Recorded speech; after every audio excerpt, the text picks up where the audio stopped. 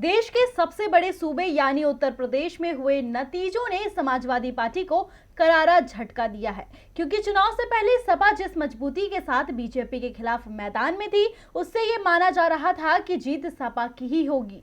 हालांकि नतीजे सपा के पक्ष में नहीं आए। जहां एक तरफ सपा के कई उम्मीदवारों ने अपनी सीट बचा ली, तो इसमें कई सफल नहीं हो सके।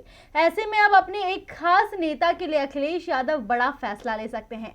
कौन है वो नेता और क्या फैसला ले सकते हैं अखिलेश, देखिए रिपोर्ट। उत्तर प्रदेश में हुए चुनावों के नतीजे तो आ चुके हैं, लेकिन इन चुनावों में सपा को जिस तरह हार का मुंह देखना पड़ा, उसने सभी को हैरान कर दिया। क्योंकि इस चुनाव में सपा जिस रणनीति के तहत काम कर रही थी और जिस तरह से उसे कई छोटे दलों का साथ भी मिला था, उससे उसके जीतने की उम्मीदें बहुत थीं।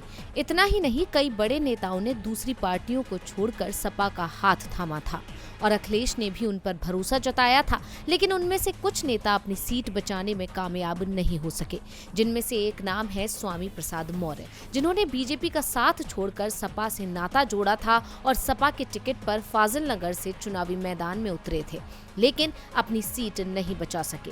यहाँ बीजेपी के सुरेंद्र कुशवाहा ने 26,000 से ज्यादा वोटों से जीत दर्ज की।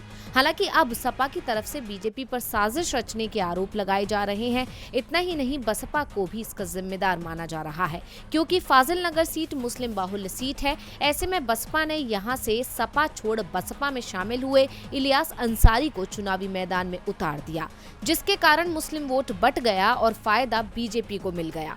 हालांकि सपा ने अपने पसंदीदा नेता स्वामी प्रसाद मौर्य के लिए कुछ और ही प्लान बनाना शुरू कर दिया है। कयास है कि अखिलेश यादव स्वामी प्रसाद मौर्य के लिए अपनी सीट छोड़ सकते हैं और इस सीट से स्वामी प्रसाद मौर्य को चुनाव लड़ाया जा सकता है।